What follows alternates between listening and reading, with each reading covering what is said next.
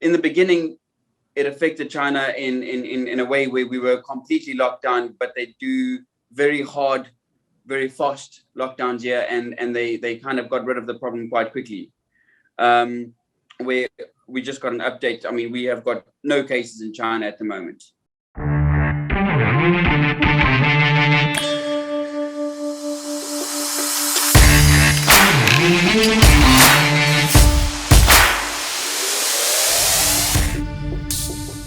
Welcome to another edition of Horses to Follow for KwaZulu-Natal.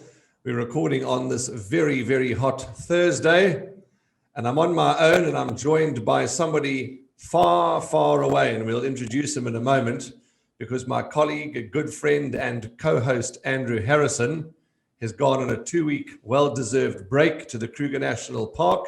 He's already sent through some wonderful pictures of all the birds, the feathered ones, not the two-legged ones, and plenty of wildlife. So we wish Andrew and his family a happy holiday. And seeing that he's away, we've changed the podcast for the next 2 weeks. We're going to do an interview, and we are not going to go through all the news and the selections.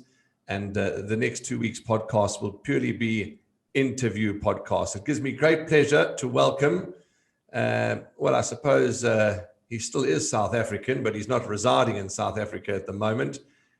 He was a jockey. He now is a work rider, and he's gone to ply his trade in China. It gives me great pleasure to welcome from across the world, Divan Neethling. Divan, how are you? Hi, Warren. Nice to be here. Thank you. And well, thanks yourself. Yes, very good. And seeing that Andrew's away and our production team thought, let's do a podcast with a bit of difference and catch up with some of our South Africans that are abroad. And we're starting with you. So thanks for your time. No problem. Anytime. Tell me, Divan, good to be here. Tell me, let's talk about the transition from South Africa to China. First question is, I know you've just changed jobs. Tell us what you did originally in China and what you're currently doing right now. Well, I was employed as an expert rider for the John Size stable. I did a 3-year contract, which I just finished. And at the moment, I've just been accepted for the RDB, which is the Hong Kong Jockey Club's Racing Development Board, as an instructor, a riding instructor. So that is my new role. But I am currently doing 2 roles at the moment. So I'm part-time as riding instructor and still riding work for John Size and riding in barrier trials until we can get more work riders to come to China. As you know, that has been quite a struggle, especially with COVID. So we get more people in. I will be full-time working for the Racing Development Board. That's brilliant, Divan. That really is a wonderful promotion, if we can call it that, or a wonderful upgrade, or whatever word you'd like to use. It's just a wonderful promotion. I think that's the right word. And well done. You've got to be quite pleased with yourself. Yeah, definitely. I was a little bit surprised when I got the offer, but I was very pleased with it. And, I have to look at my future, and the more experience I get, the better for me, and to be stepping up within the Hong Kong Jockey Club is the end goal. It's been such a privilege working for them. So yeah, I'm really excited for what the future holds. What is it that made you, you were in South Africa, you were a qualified jockey, you graduated from the South African Jockey Academy, and what made the decision? What made you say, right, I'm up and I'm out, I'm going to go and spread my wings? Well, I did an interview for my first job as a qualified jockey. As soon as I came out the academy, I started riding for Duncan Howells. And in my interview with him, he said to me, if you don't plan on expanding yourself, then I don't want you working for me. He always pushed me to do better and better. So I thank him for that. And it's taken me to Dubai, it's taken me to China, it's taken me to Hong Kong. So, I'm just very privileged for that. So Mr. Hulls is the reason why I decided to go abroad. But when I started, I was first as a work rider for Mr. Howells, as work rider and second choice jockey. Then I just mainly started riding work for him and being a stable assistant. And then I passed my stable assistant exam in South Africa. That's when I moved across to Dubai with Mr. De Kock, which was an extremely good experience for me. And I would love to go there again one day. And then after that, while I was in Dubai, actually, the Hong Kong Jockey Club got back to me and offered me the job as an expert work rider, and never looked back ever since. Divan, you mentioned Mr. Duncan Howells, and no doubt you are, I'm sure, keeping an eye on racing here in South Africa, and especially in KwaZulu-Natal, Yes. where your roots are firm. And you would have noticed that he's using a young rider at the moment, a young 20-year-old called Thabiso Gomede. You've noticed all that? Yeah, and he's been riding exceptionally well. He just rode his 60th win, if I'm not mistaken. Quite right, quite right. And it's lovely to see some exciting young talent coming through the ranks. And 100%. yeah, a lot of good people, and a lot of people have been through the Howells stable and have ended up being very successful. Craig Zaki, to name another. Absolutely. Gavin Lorena, Sean Veal. Yeah, absolutely. Divan, There we go. how is racing in China, and you've experienced it in Dubai and you've experienced it in Hong Kong. How different is it to South Africa? We don't want to knock South Africa, but I'm saying there's obviously a big difference. What is that difference? What have you noticed? Well, as per yet, we mostly sending our horses back to Hong Kong to race. We're not racing as per yet in China.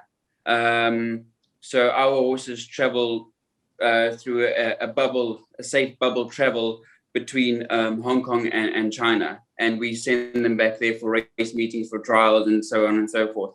But it's a lot more vibrant here, and the way that the community comes together, the racing community in Hong Kong, it's really exceptional, and there's a lot more racing banter about everywhere. I mean, the racing world is just completely alive in Hong Kong, and it's amazing to be a part of that and to see that.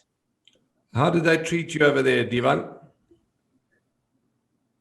Oh, well, the jockey club looks after you. I mean, I know I'm not in Hong Kong and I'm in China, but the jockey club still, they do everything for you. They look after you. They provide you with all you need. So I'm very privileged within that. China at first was a challenge to get used to the lifestyle here, but as the longer I stayed, the better it got. So I'm kind of getting used to it now. You know, for a long time the language was a barrier, but you kind of find your way around that, and you meet a lot more expats in the major cities. So yeah, it's really been a good learning curve for me. Your good sense of humor, I'm sure, would have helped. Yeah, from time to time. What about, take it back to quite some time ago when you phoned me up and you said, be careful, there's this thing called coronavirus that's broken out here in China. And I thought you were joking with me because I didn't know I thought Corona was a beer, and which it is, a delicious beer at that. And you said that there's Corona, and I thought you were pulling my leg. And then a few months went by, and I was in a meeting here at Gold Circle, and the chairman, or at least the CEO of Gold Circle, Michelle Narak, said, team, be careful, there's this thing called coronavirus. How's it affected you? How's it affected your people? How's it affected your working environment? Because here in South Africa, as you know, around the world, it's affected everybody. But thank God we seem to be on the upward curve now for things to get back to semi-normality.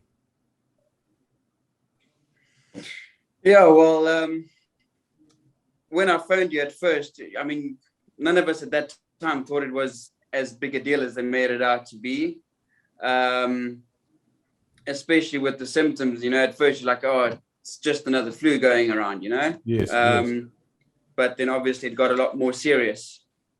But it's the in the beginning, it affected China in a way where we were completely locked down, but they do very hard, very fast lockdowns here, and they kind of got rid of the problem quite quickly. Where we just got an update. I mean, we have got no cases in China at the moment. So it's in. I haven't been home in 2 years. So for a start, you miss your family a lot, and obviously travel has been very restricted. So for me, that's one of the biggest things, I suppose. Not being able to go home, not being able to see your family, your friends, and although I've gotten used to China, you want the Western part of the world back. You want the Western food back. You want the Western lifestyle back. The Western thinking. So that's what I really miss. So I am really excited and hopeful that by next year I will be able to go home and visit, my people, my family, my friends. Divan, you'd be happy to say that you said 0 cases, so we can safely say that everything's back to normal and in China. Yes, you are still. We are still wearing masks. There's still precautions to take, but life here has sort of carried on. Where in South Africa, we also depend a lot on international travel and stuff like that. Where in China, they don't really need it. So within the China bubble, you kind of living a normal life, and we have been living that life for quite a while. Okay. So I've been quite lucky in a sense, but also I think China will be closed for the longest period of time. I don't think they'll be opening their borders like the UK and stuff like that. So, yeah. You mentioned that you haven't been home to Umhlanga Rocks, South Africa, for a long time, 2 years. And let's touch on that, because although there's technology nowadays with Zoom and how we're communicating now, etc., and it's no secret that your family are in South Africa. Graham Hawkins is your dad and Babette is your mom. I mean, Everyone knows that. And you've missed them, you've missed your grandparents, you've missed your girlfriend, you've missed a lot of people for a long time. How have you managed? Well, it's obviously it's quite tough, especially mentally, because it's my brother had a baby. I haven't even met him yet. So it's quite tough, and with Corona breaking out in South Africa the way it did, and it's quite nerve-wracking, especially with your grandparents being there and you not being able to see them, or your mom. So it's been a challenge, but I'm always a firm believer everything happens for a reason. So I believe if I stick it out here and I do what's expected of me, life will end up giving me back. It will come back to me. So I am obviously you miss your family and you kind of feel like you're getting down, but you surround yourself with people that lift you up. I mean, me and you talk, myself and James talk. I talk to my family on a weekly basis, talk to my grandparents. So it's just the struggle's there, but you surround yourself with people who lift you up. Otherwise, you're never going to get through. You've also made some very, very good friends since relocating, or since going to China, etc. And Jay is just one gentleman that comes to mind. So you've made a good band of friends, haven't you? I believe you've kept them well entertained. This lunatic from South Africa. Well, we got to show ourselves in some way.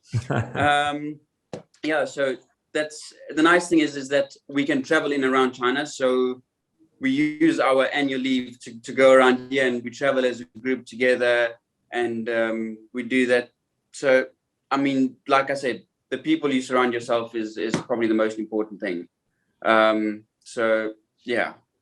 The horses to follow. There's only about 13 expats here, 13 expert riders that are here that are in your friend age range and stuff like that, so you can move around with them. So yeah, the podcast, the Horses to Follow podcast team have given me a couple of questions to ask you, and I'm going to be very, selective in how I ask this next question, because, the question was, are you finding it, and it's probably a stupid answer, a stupid question, because you wouldn't be doing it. I'm not going to ask you what is your salary or what is the money like, but let me rather ask it to you as, is it a profitable move? Are you happy with your move for your career wise and of course financially wise? Because we all here to earn a decent living. So the question is, asked in a polite manner, is, are you finding it rewarding financially for yourself? So obviously the move has been rewarding, yes. But more than that is I am trying to build a future for myself and build a career for myself. And there's no better way to do that than working for the best racing center there is. The Hong Kong Jockey Club is known worldwide for its racing. So for me to be able to work for them, move up in the ladder for them, is the best way for me to expand my career and my knowledge. So that is my plan. And the more I can do and the more I can achieve working for the club is that like I said, that's the end goal. Because I wasn't, or I'm not academically smart. So for me to be able to find something that I'm really good at and something that I'm passionate about, which is horses, racing, teaching the guys, it gives me a lot of joy to be able to work for such a company and stepping up. What was it? Tell us about John Size, a man that a lot of people know about, and I've never met him, but I've read up about him. I've listened to interviews with him. What's he like to work with? Tell us about John Size. Mr. Size is a very, very nice man. He's a gentleman of the game. He's a very easy man to get along with. I speak to him on the phone weekly for barrier trials, instructions, and obviously with COVID, he hasn't been here for quite a while. But we obviously on regular communications with trials and how the horses are doing, stuff like that. He's a gentleman to work with. He's a gentleman of the game, and he's an exceptional trainer and horseman. When do you think we'll be able to see Divan Neethling back in South Africa, whether it be, let's talk about for a holiday. I mean, we don't know about, you will obviously want to go overseas and grow your overseas experience, but when are you coming home to see everybody? When can we expect that? My brother's been asking me the same question because he's trying to plan his wedding. But I am hopeful in end of March next year that there will be, I am slightly confident that after the Beijing Winter 22 Olympics, China might let down restrictions a little bit. I can't tell the future, obviously, but this is what's been going around, sort of. So hopefully after the Beijing Olympics, China opens up a little bit, even with quarantines. As long as I'll be able to get back here, I would be looking at March next year. Okay, well, that's the way time's flying. We've got to keep ourselves positive. That's just around the corner. Before we know it, we're going to be celebrating Christmas, New Year's Day, and then we'll be into March. So that's exciting.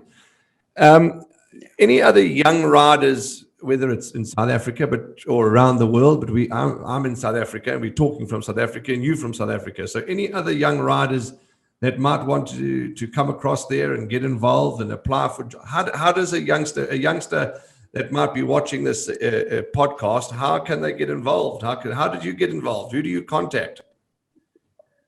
So how I did it is I went onto the Hong Kong Jockey Club website. I then there are ways that you can go to. You go to opportunities, and then there are a listing of jobs available within the club. You can apply that way, whether it's expert work rider, stable manager, whatever the case might be. There are jobs available on the Jockey Club website. So yeah, and that's how I applied as well.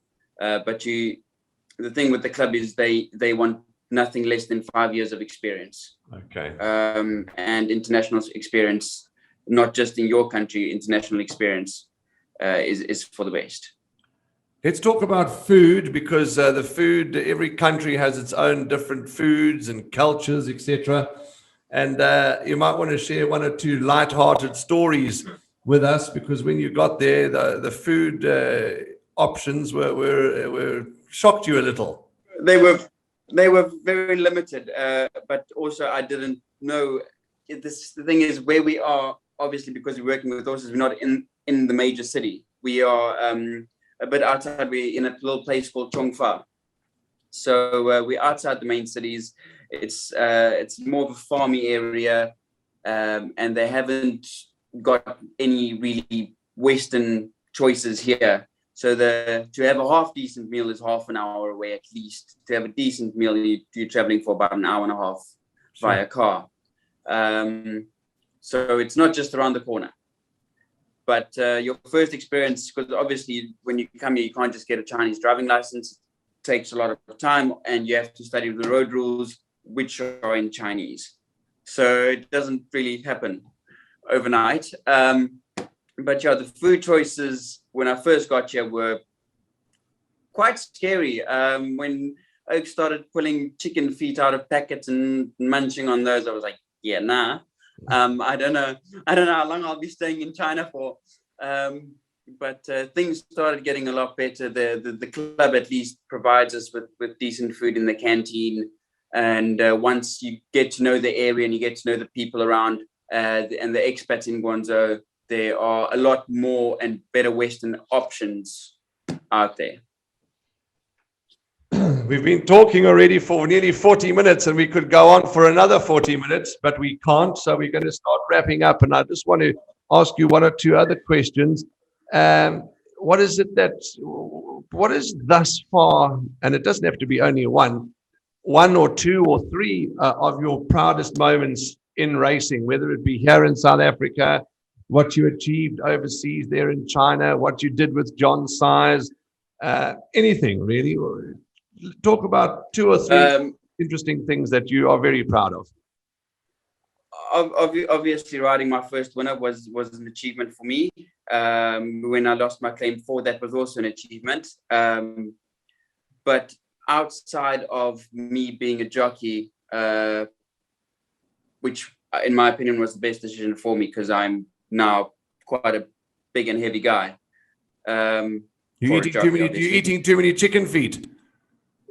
No, I'm having hamburgers now. I find a little joint that does chicken burgers, so that's my new stop. There's a McDonald's that opened down the road. Okay, so yeah, sorry, I interrupted you. Carry on. But otherwise, it is definitely riding horses in trials here for trainers, whether it's for Mr. Dougie White, for John Size, for whoever it may be, seeing the horse go back to Hong Kong and winning, coming right back to you, and the trainers thanking you afterwards for all the hard work you're putting into the horse.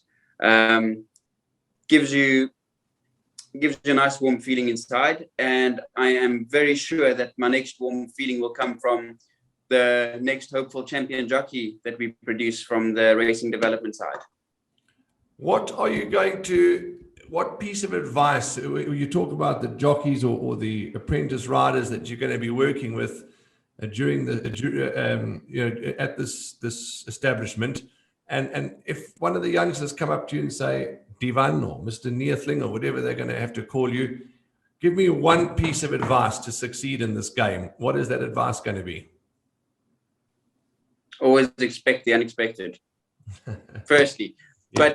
But no, what I would say is to them, if you want it, we can help you get there, but you got to want it.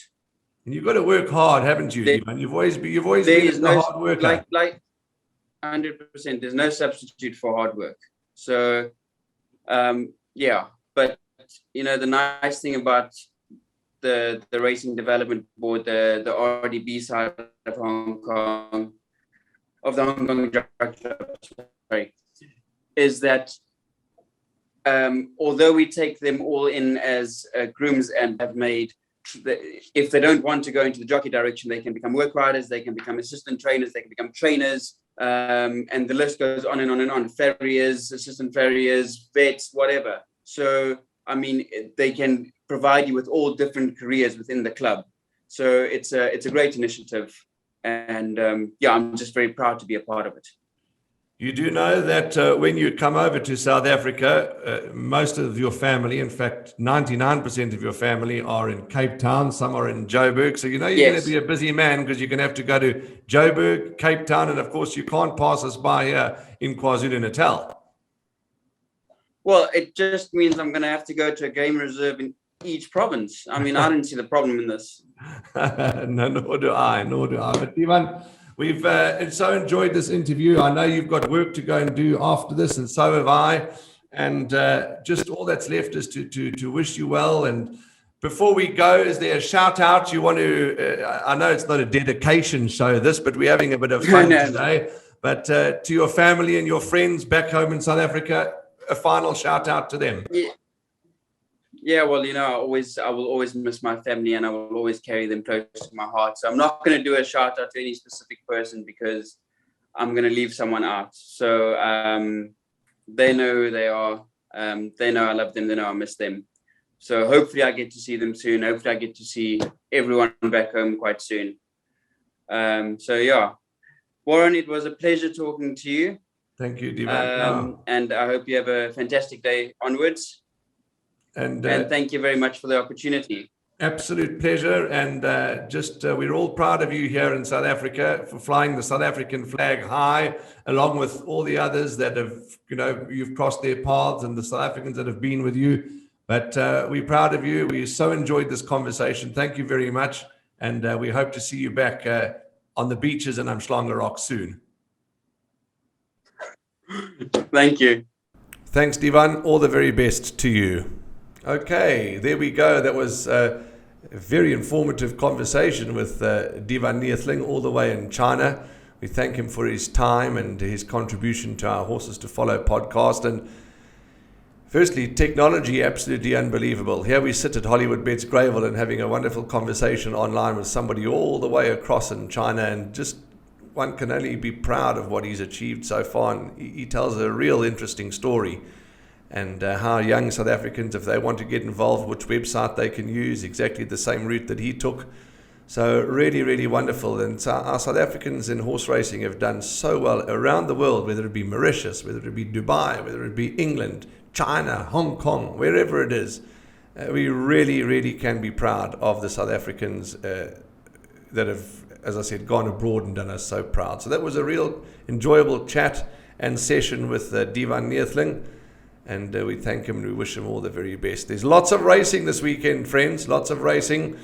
Friday, we're in Port Elizabeth, Fairview. Saturday, there's Turffontein and Durbanville. Sunday, we're at Hollywood Bets Gravel. Plenty racing action. All that's left for me to do is to wish you well. Stay safe and stay sanitized. And look after your loved ones. And remember, spread the love, not the hate. And be safe. And we'll see you, as always, in the number one box. Andrew Harrison won't be back with me next week, but he will be the week after. From the whole production team, good night, goodbye, God bless. See you in the number one box.